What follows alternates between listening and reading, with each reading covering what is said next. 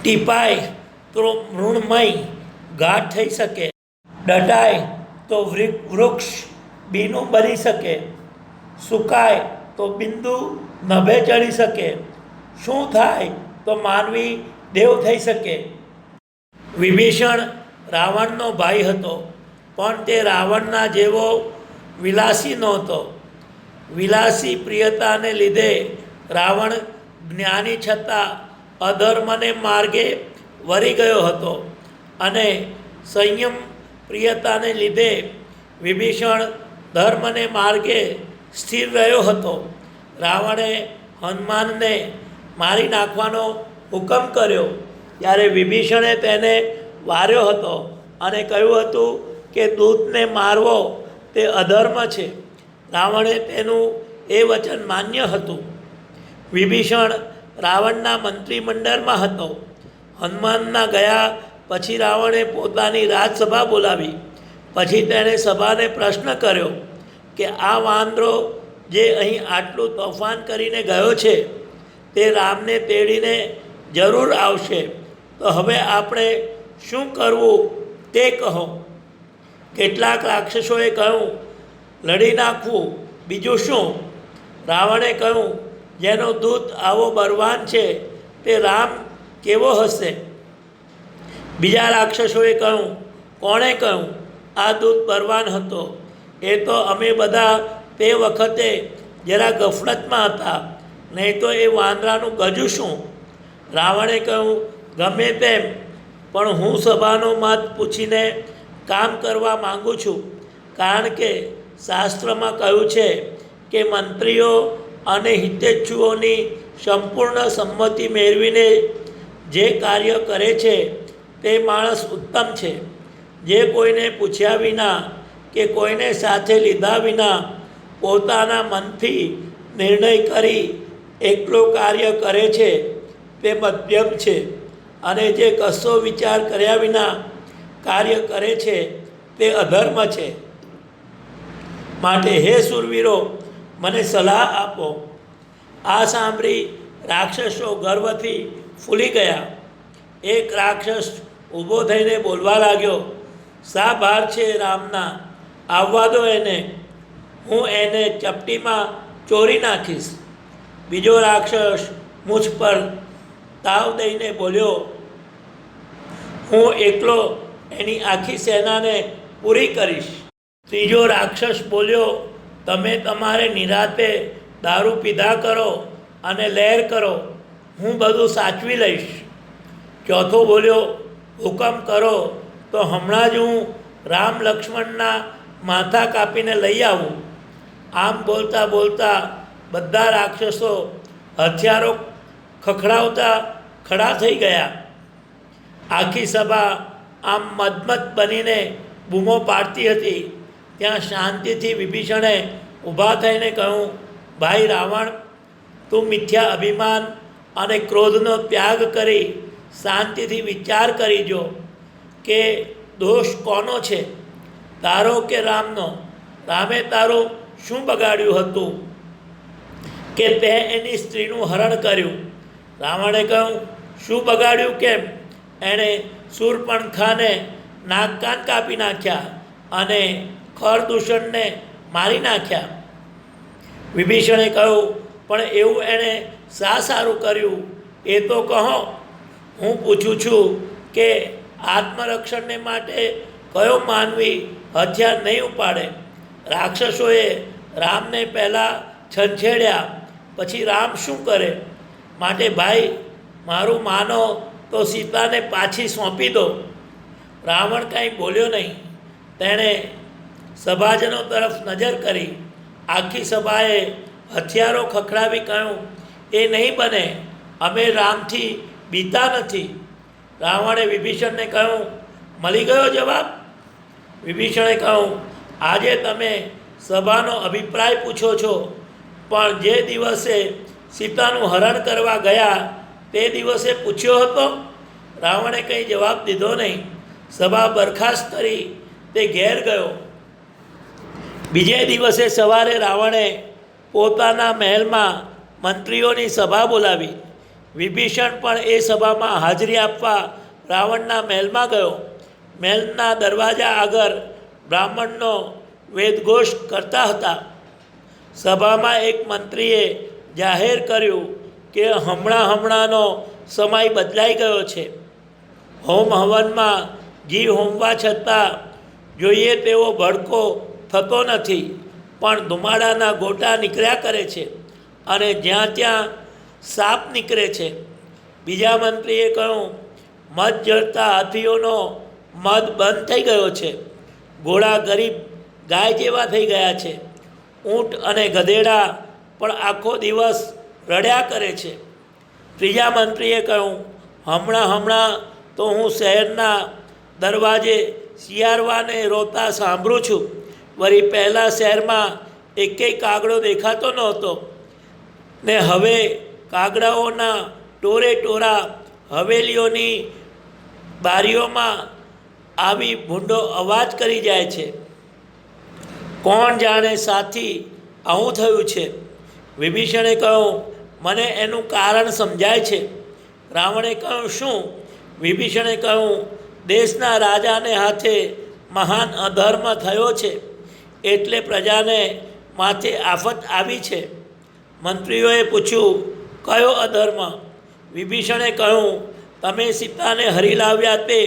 સીતાને હેમખેમ પાછી મોકલી દો તો આ પાપનું પ્રાયશ્ચિત થશે.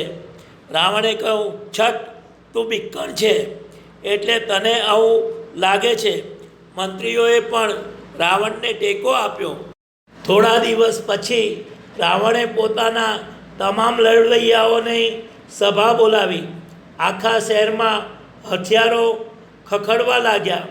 સભા યોદ્ધાઓથી ભરાઈ ગઈ. વિભીષણ પણ આ સભામાં હાજર હતો. રાવણનો બીજો ભાઈ કુંભકર્ણ આ સભામાં પહેલી જ વાર હાજર હતો. રાવણે સભાની આગળ ફરીથી પ્રશ્ન મૂક્યો, હે રાક્ષસો, તમારી મદદથી મેં દેવોને હરાવ્યા છે, તો શું હવે રામ નહીં હરાવી શકું? કુંભકર્ણે અત્યારે પહેલી જ વાર જાણ્યું કે રાવણ રામની પત્ની સીતાને બળાત્કારે ઉપાડી લાવ્યો છે અને હવે બધાને રામની સામે લડવાને ઉશ્કેરે છે. તેથી તેને ગુસ્સો ચડ્યો. તેણે ઊભા થઈને કહ્યું, હે રાવણ, તે તારી બુદ્ધિથી ચાલીને સીતાનું હરણ કર્યું. હવે લડવાની વખતે અમને પૂછવાની શી જરૂર છે? આ તો પાણી વહી ગયા પછી પાર બાંધવા જેવું છે. હે રાવણ, જે માણસ પ્રથમ કરવાનું કામ પછી કરે છે અને પછી કરવાનું કામ પહેલાં કરે છે તે પસ્તાય છે. જે રાજા મંત્રીઓની સલાહ વિના કાર્ય કરે છે તે રાજનીતિજ્ઞ નથી. રાવણે કુંભકર્ણને કહ્યું, એટલે તો હું તમારી સલાહ માગું છું. શું તમે મને રામથી ડરી જવાની સલાહ આપશો? કુંભકર્ણે ગર્વથી કહ્યું, કદાપી નહીં. થનાર વસ્તુ થઈ ગઈ, હવે લડી લેવાનું. રામ કરીને શું કરવાનો છે? આ સાંભળી વિભીષણથી ન રહેવાયું. તે ઊભો થઈને બોલ્યો, હે મંત્રીઓ, હે સભાજનો, રાજા રાવણ વગર વિચારીએ એક કામ કરી બેઠો છે, પણ તમે વગર વિચારીએ તેને સારું ટેકો આપી રહ્યા છો. કોઈ માણસમાં ભૂત ભરાયું હોય તો આપણે શું કરીએ છીએ? તેના માથાના વાળ ચાલીને તેનું ભૂત કાઢી નાખીએ છીએ. તો પછી આ રાવણને વાસનાનું ભૂત વર્ગ્યું છે, તે તમે કેમ કાઢી નાખતા નથી? હે મંત્રીઓ, તમે ખરો મંત્ર સલાહ દેનાર હો તો સીતાને પાછી મોકલી દેવાની તેને સલાહ આપો. આ સાંભળી રાવણનો પુત્ર ઇન્દ્રજીત ઊભો થઈને બોલ્યો, આપણા આ રાક્ષસપુરમાં શૌર્ય, વીર્ય અને ધર્મ વિનાનો જે કોઈ હોય તો આ મારા કાકા વિભીષણ છે.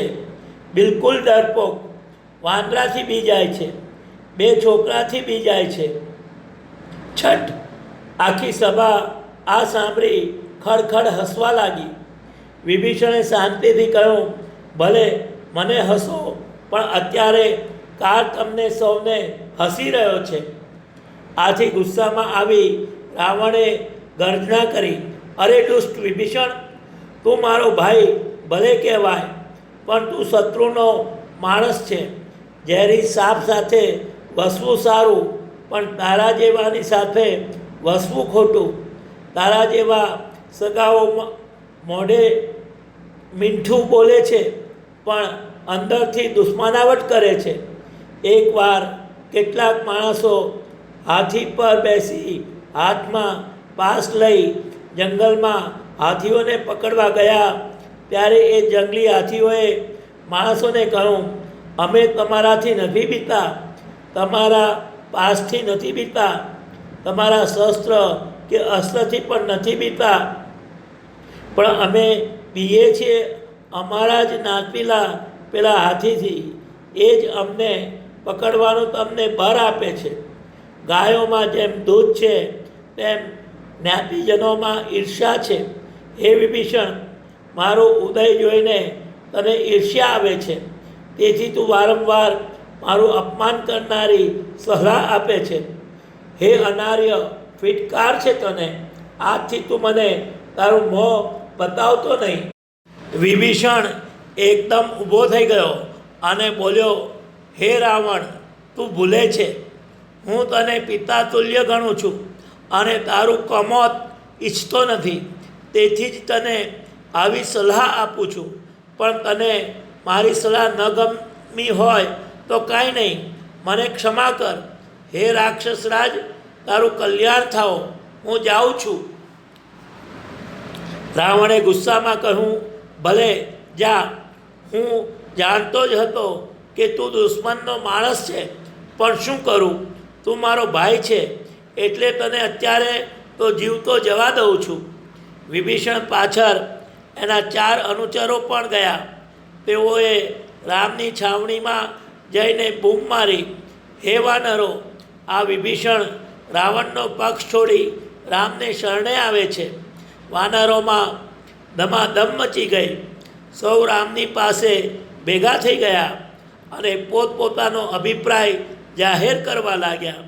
કોઈએ કહ્યું, એ દૂત છે, છુપી બાતમી મેળવવા આવ્યો છે. કોઈએ કહ્યું, એ દગો રમવા આવ્યો છે, પેટમાં પેસીને પગ પહોળા કરશે.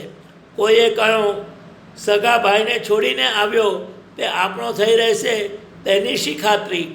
કોઈએ કહ્યું, એના પર કડક ચોકી પહેરો રાખો. કોઈએ કહ્યું, એની કડક પરીક્ષા કરી જુઓ. હનુમાને કહ્યું, અવિશ્વાસ રાખીને જો આપણે વર્તીએ તો વિશ્વાસુ મિત્રનો પણ મિત્રભાવ દૂષિત થાય છે. માટે હે રામ, તમે એને તમારી પાસે બોલાવો ને એની વાણી પરથી એને પરખી લો. રામે કહ્યું, શરણે આવેલાનું રક્ષણ કરવું એ મારો ધર્મ છે. વિભીષણને રામની પાસે લાવવામાં આવ્યો. રામચંદ્રના પગમાં પડી તેણે કહ્યું, લંકા નગરીનો, મિત્રોનો અને માલ મિલકતનો ત્યાગ કરી હું હવે તમારે શરણે આવ્યો છું. તમે રાવણ ઉપર ચડાઈ કરો, હું સૌથી પહેલો રાવણની સેનાને ભેદીશ. પછી રામે વિભીષણનો લંકાના રાજા તરીકે અભિષેક કર્યો. તે પછી વિભીષણે રામને સમુદ્ર ઓળંગવાની રીત દેખાડી. રામ રાવણના યુદ્ધમાં વિભીષણે પોતાના વચન પ્રમાણે ઉત્સાહથી ભાગ લીધો હતો. રામને લક્ષ્મણ ઇન્દ્રજીતના બાણથી બેભાન થઈને પડ્યા, ત્યારે હનુમાનની સાથે વિભીષણ હાથમાં મશાલ લઈને રણભૂમિમાં ફર્યો હતો. ઇન્દ્રજીતે વાનરોના દેખતા બનાવટી સીતાનો વધ કર્યો, ત્યારે વાનરો ભયભીત બની ગયા અને ખરેખર સીતા હણાઈ ગઈ સમજી રામ પણ અસ્વસ્થ બની ગયા. તે વખતે વિભીષણ એકલો જ સાચી હકીકત જાણી શક્યો હતો.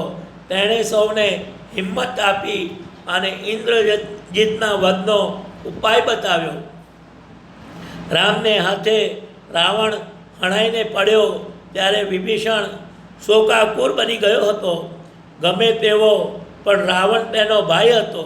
એટલું જ નહીં, પણ તે અતિ પરાક્રમી, ન્યાયી, કરદાન, નીતિ નિપુણ અને તપસ્વી પણ હતો.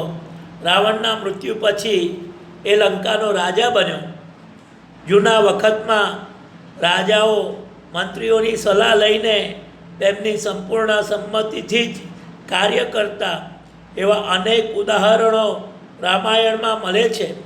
રાવણના રાજ્યમાં 3 પ્રકારની સભાઓ દેખાય છે. પહેલી મંત્રસભા, જેમાં મંત્રીઓની સામે રાવણ બેસે છે.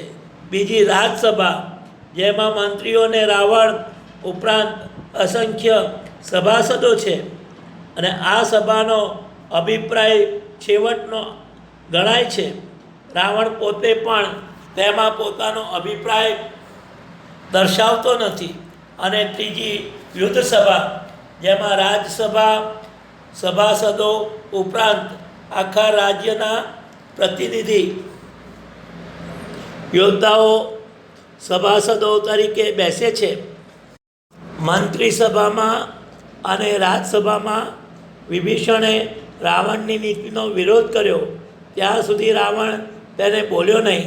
પણ યુદ્ધ સભામાં જ્યારે વિભીષણના વિરોધને કોઈનો ટેકો મળ્યો નહીં ત્યારે રાવણે તેને સભામાંથી દૂર કર્યો. કારણ સ્પષ્ટ છે. એવા કટોકટીના સંજોગોમાં વિરોધી બળોને રાખી શકાય નહીં. વિભીષણ જો રાવણનો ભાઈ ન હોત તો તેનો તત્કાળ વધ થયો હોત. કુંભકર્ણ પણ રાવણને ઠપકો દે છે, પરંતુ તે પોતે યુદ્ધનો રસ્યો છે તથા જેને આજ લગી સાથીદારી આપી તેને છેવટ લગી સાથીદારી આપવી એવું માનનારો છે. રાવણની રાજનીતિને એ વખોડે છે, પરંતુ લાંબો વિવાદ તેને પસંદ નથી. તેથી ઘડીકમાં તેને મનાવી લેવાય છે. વિભીષણ માને છે કે જેવો રાજા તેવો દેશ, તેવો કાળ અને તેવી પરિસ્થિતિ. કારણ કે રાજા રાજ્યમાં શ્રેષ્ઠ માનવી છે. તે જેવો દાખલો બેસાડે તેવો બેસે. અને રાજા જ્યારે અધર્મને માર્ગે વર્યો ત્યારે ધર્મનું દેશમાં સ્થાન રહ્યું નહીં. રાવણ કોઈ સાધારણ માણસ નહોતો. તે જ્ઞાની હતો, તપસ્વી હતો, વીર હતો. તેના મહેલમાં બ્રાહ્મણોનો વેદઘોષ ચાલ્યા કરતો. આવો રાવણ પણ વાસનાના બળથી ખેંચાઈ ખરાબે ચડી ગયો અને નાશ પામી ગયો. રાવણના મૃત્યુ પછી રામે પોતે કહે છે કે હે વિભીષણ, વેર મરણ સુધી જ રહે છે. મરણ પછી વેર રાખવું એ નિરર્થક છે. હવે તો મહાત્મા રાવણ જેટલો તને પ્રિય છે એટલો જ મને પણ પ્રિય છે. રાવણને માટે રામ મહાત્મા વિશેષણ વાપરે છે, એ ધ્યાનમાં રાખવા જેવું છે. વિભીષણના દિલમાં રાવણ પ્રત્યે ઈર્ષા નથી, દ્વેષ નથી, પણ કેવળ પ્રેમ છે. તેથી રાવણને છોડીને જતા વેરા તે કહેતો જાય છે કે તમારું કલ્યાણ થાઓ. વિભીષણનું આખું જીવન વાંચતા તે સ્થિતપ્રજ્ઞ યોગી જેવો જણાય છે.